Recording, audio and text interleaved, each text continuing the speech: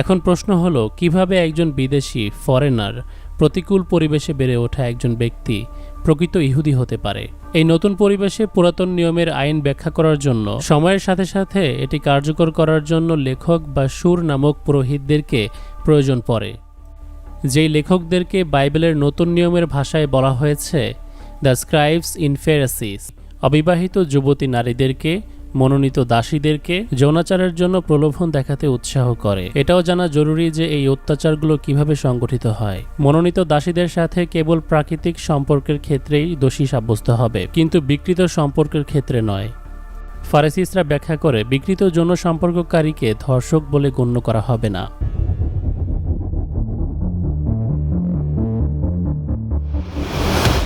But the Pharisees were unfazed by God's new agenda. The Talmud was finally written down nearly 5 centuries after Christ, yet its critical, even homicidal attitudes toward Gentiles might have been lifted out of the book of Joshua. However, the quickest way to grasp the Talmudic view of Gentiles is not directly from the Talmud, but from the Jewish encyclopedias. If we quote an isolated opinion from the Talmud, a rabbi may quickly object, saying, "But that is not the overall opinion of the Talmud. That is not the definitive view." What the Jewish Encyclopedia provides us is a definitive overview of perhaps hundreds of rabbinic statements on any subject, giving us accurate summaries of what the Talmud generally teaches. Jewish এনসাইক্লোপিডিয়ার gentile নামে একটি চ্যাপ্টারে ব্যাখ্যা করা হয়েছে কোন বিষয়টি একটি ইহুদি থেকে ভিন্ন ধর্মীদেরকে আলাদা করে। রাবাইদের অভিমত অনুযায়ী কেবল ইসরায়েলিরাই হচ্ছে মানুষ। অপরদিকে জেন্টাইল, যে ইহুদি নয়, সে মানুষ তো নয়ই, বরং একজন বারবারিয়ান, বর্বর। যেহেতু জেন্টাইলরা মানুষের কাতারেই পড়ে না, তাই ইহুদিদের প্রতিবেশী হওয়ারও তাদের যোগ্যতা নেই। জেন্টাইলদের নিয়মকানুন এতটাই অশুদ্ধ যে ইহুদিদের জন্য তাদের সঙ্গে পারস্পরিক সম্পর্ক স্বীকার করাটাও কষ্টকর। তাদেরকে সিরিয়াসলি নেওয়ার মতো কিছু নেই। তারা সবসময় নিচু জাতি হয়ে থাকবে। জেন্টাইলদেরকে সৃষ্টিকর্তা আগেই নিষিদ্ধ করেছেন, যার কারণে এই ভূমিতে তাদের সম্পত্তির মালিক হওয়ার কোনো অধিকার নেই। আসমানি কিতাব তোরার দিকে সৃষ্টিকর্তা জেন্টাইলদেরকেও আহ্বান করেছিলেন, কিন্তু যেহেতু তারা সেটি অস্বীকার করে, তাই সৃষ্টিকর্তার সুরক্ষা থেকেও তারা নিজেদেরকে বঞ্চিত করে এবং অটোমেটিকলি নিজেদের সম্পত্তির অধিকার ইসরায়েলিদেরকে দিয়ে দেয়, যারা সৃষ্টিকর্তার তোরা গ্রহণ করেছিল। যেহেতু তালমুদ জেন্টাইলদেরকে তিরস্কার করেছে, বাতিল করেছে, তাই ইহুদিদের আইনে বা কোর্টে জেন্টাইলের মর্যাদা ততটুকুই যতটুকু একটি পশু বা ছাগলের। তালমুদ বলছে, একজন জেন্টাইল যদি কোনো ইসরায়েলের ওপর মামলা করে, তাহলে সেই মামলার রায় আসামির পক্ষে যাবে, এবং কোনো ইসরায়েলি যদি বাদী হয়ে মামলা করে, সেক্ষেত্রে পরিপূর্ণ ক্ষতিপূরণ সে লাভ করবে। যেহেতু তালমুদের এই কিতাব জেন্টাইলদের বিপক্ষে একটি ষড়যন্ত্র, কোনো ইহুদিকে যদি দেখা যায় তালমুদের এই নিয়মকানুনগুলো কোনো জেন্টাইলকে বলছে, তাহলে তার শাস্তি হবে মৃত্যুদণ্ড। তাদের কাছে জেন্টাইলরা এতটাই ঘৃণিত, তাদের রাবাই সাইমন বিন ইয়োহাই বলে, সবচেয়ে ভালো জেন্টাইলকেও মৃত্যুদণ্ড দেওয়া উচিত, সবচেয়ে বেস্ট সাপেরও অন্তত মাথা থেতলে দেওয়া উচিত।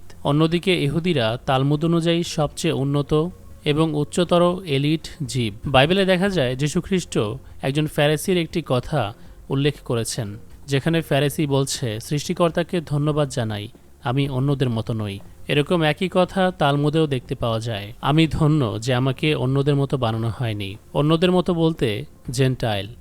তালমুদ ও যীশুখ্রিস্টের মধ্যে শত্রুতা বেশ গভীর। তালমুদ যীশুখ্রিস্টকে যত রকমভাবে সম্ভব আক্রমণ করেছে, এমনকি তার মাকেও। মাদার ম্যারিকে তালমুদে একজন দুশ্চরিত্রা বলে উল্লেখ করেছে।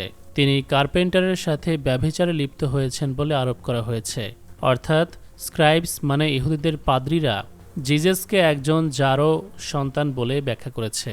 জিউইশ এনসাইক্লোপিডিয়ার জিজাস চ্যাপ্টারে বলা আছে, সেখানে যিশুর বদনাম করা হয়েছে। ইহুদিদের যাবতীয় কিতাব থেকে স্ক্রাইবসদের একটি টেন্ডেন্সি পাওয়া যায়। তারা যিশুকে নাজায়েজ সন্তান এবং জাদুকর দাবি করত, পাশাপাশি লজ্জাজনক মৃত্যু হয়েছে বলেও দাবি করে। তারা আরও বলে, যীশুখ্রিস্ট জুডাইজমের 3 জন বড় শত্রুদের মধ্যে একজন ছিলেন, যার দৃষ্টান্তমূলক পতন হয়েছে। তালমুদ বলে, তারা যিশুকে 4 রকমভাবে মৃত্যুদণ্ড দিয়েছিল: পাথর নিক্ষেপ, আগুনে পোড়ানো, শিরচ্ছেদ এবং শ্বাসরোধ করা। তালমুদ আরও বলে, সে এখন জাহান্নামে আছে। গরম মলমূত্রের পাত্রে তাকে ঝলসানো হচ্ছে। যীশুখ্রিস্ট জাহান্নামের আগুনের মধ্যে থেকে চিৎকার করে করে কি কি অ্যাডভাইস দিচ্ছে সেটিও জিউইশ এনসাইক্লোপিডিয়া ব্যাখ্যা করে। তাদের মঙ্গলকর জীবনযাপনে কেউ যেন তাদেরকে ক্ষতি সাধন করার চেষ্টা না করে, কেউ তাদেরকে টাচ করলে সে যেন নিজের চোখের মণিতে টাচ করেছে। খ্রিস্টানরা একজন নকল মসিহর অনুসারী হওয়ার কারণে মৃত্যুদণ্ড পাওয়ার যোগ্য। জিউইশ এনসাইক্লোপিডিয়া তাদের চিন্তাভাবনা, তাদের মতামত পুনরাবৃত্তি করে। একজন জেন্টাইল ইহুদিদের সাবাত বা বিশ্রামের দিনে যদি বিশ্রাম নেয় তবে তাকে হত্যা করা উচিত। বলা হয় তালমুদের এই ঘৃণা সবচেয়ে বেশি তাদের ব্যাপারে যারা পুরাতন এবং নতুন নিয়ম অনুসরণ করে, মানে জুডিও খ্রিস্টান যাদেরকে বলা হয়। রাবাইদের মতে এরা হচ্ছে প্রাচীন সময়ের সবচেয়ে জঘন্য মুনাফিক। রাবাইদের মতে বাইবেলের নতুন নিয়ম বা নিউ টেস্টিমেন্ট ইহুদিদের ঐক্যের জন্য পেগানিজমের চেয়েও বেশি ক্ষতিকর। তালমুদের একজন রাবাই বলে, খ্রিস্টানদের কেতাবাদি আগুনে পুড়িয়ে ফেলা উচিত। খ্রিস্টান ধর্ম পেগানিজমের চেয়েও বেশি ভয়ঙ্কর। এই ধরনের কথাবার্তা আজকাল আমরাও বলি। ইসলামের অমুক সেক্ট বা অমুক ফেরকা ইহুদিদের চাইতেও ক্ষতিকর। জিউইশ এনসাইক্লোপিডিয়াতে মিনিম নামে একটি শব্দ ব্যবহার করা হয়েছে, যার দ্বারা জুডিও খ্রিস্টানদেরকে বোঝানো হয়। এখানে খ্রিস্টানদের বিরুদ্ধে ঘৃণা প্রদর্শন করা হয়েছে। তাদের সাথে খাবার দাবারে অংশগ্রহণ করা যাবে না, রুটি বা ওয়াইন শেয়ার করে খাওয়া যাবে না। সৃষ্টিকর্তার আইনের পেপার রোল, টেফলন বা ডোরপোস্ট যদি জুডিও খ্রিস্টানের লেখা হয় সেগুলো পুড়িয়ে ফেলতে হবে, এবং খ্রিস্টানদের জবাই করা পশু ইহুদিদের জন্য খাওয়া হারাম করা হয়। একজন জুডিও খ্রিস্টানের মৃত্যুতে তার আত্মীয় স্বজনদেরকে কান্নাকাটি বা দুঃখ প্রকাশ করতে দেওয়া হতো না, বরং সুন্দর পোশাক পরিয়ে আনন্দ করতে বাধ্য করা হতো। ইহুদিদের কোর্টে খ্রিস্টানদের সাক্ষ্য গ্রহণযোগ্য নয়। কোনো ইসরায়েলি যদি কোনো সম্পদ খুঁজে পায় যেটা খ্রিস্টানের নামে ছিল, তাহলে সেই সম্পদ তাকে ফিরিয়ে দেয়া হারাম হবে। The Pharisees, through their Talmud, thus gave the Jews an ethic which encouraged bigotry and isolation. But it did worse than that. It invited persecution. By the 11th century, the inhabitants of Babylon, growing weary of the self-righteousness and dishonesty of the Jews, expelled them to the west. উত্তর Africa এবং মধ্য Europe জুড়ে প্রায় ১৬০০ বছর যাবৎ ব্যাবিলনে বসবাসকারী বেশিরভাগ ইহুদি পশ্চিমের শহরগুলিতে তাদের ভাগ্য খুঁজে পেতে শুরু করেছিল।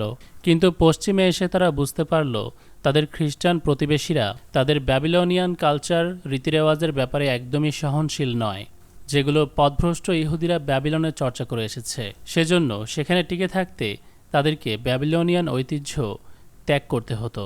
কিন্তু সেটি তাদের জন্য ততটাও সহজ ছিল না যতটা শুনতে মনে হচ্ছে। হাজার বছর ধরে ইহুদিদেরকে ফ্যারিসিসরা যেভাবে ব্রেন ওয়াশ করে এসেছে, সেই অথরিটিকে অমান্য করতে পারা তাদের জন্য খুব কষ্টকর ছিল। স্পেনে জন্মগ্রহণ করা ইহুদিদের মোস্ট রিকগনাইজড একজন রাবাই মাইমনিডিস, 11th সেঞ্চুরিতে যার জন্ম, একজন ফিজিশিয়ান ছিল। সে বুঝতে পেরেছিল ব্যাবিলনিয়ান কালচার নিয়ে খ্রিস্টানদের শহরে কোনো ইহুদি জীবিত টিকে থাকতে পারবে না। তাই তিনি ইহুদি ধর্মের সেরা বিষয়গুলোকে গ্রিক দর্শনগুলোর সঙ্গে সামঞ্জস্য করার চেষ্টা করেছিলেন। সে আশা করেছিল তার যুক্তিবাদ, তার দর্শন ইহুদিদেরকে তাদের অ্যান্টি সোশিয়াল অভ্যাসগুলো ত্যাগ করতে সাহায্য করবে। Yet Maimonides was only partly successful. He was excommunicated by the Jewish community on the charge of making new laws. Nevertheless, his moderation and intellect did in fact temper the old Judaism of Babylon. এরপর ধীরে ধীরে ইহুদিরা তালমুদের অনৈতিক নিয়মকানুনগুলো চর্চা কমিয়ে দেয়, যার বেশিরভাগটাই আজকের সময় দেখা যায় না। এমনকি আজকের বেশিরভাগ ইহুদি তালমুদে লেখা শিক্ষার ব্যাপারে অজ্ঞ। তাদের পবিত্র গ্রন্থে এরকম হিংসাত্মক কথাবার্তা লেখা আছে সে ব্যাপারে তারা জানে না। অবশ্য একটি সত্য ইতিহাস হলো, ইহুদিরা মধ্যযুগে যখন পশ্চিমে গিয়েছিল তখন তালমুদের শিক্ষাগুলো খ্রিস্টানদের সঙ্গে সামঞ্জস্য করার চেষ্টা করেছিল, যার ফলে বড়সড় একটি দ্বন্দ্ব তৈরি হয়।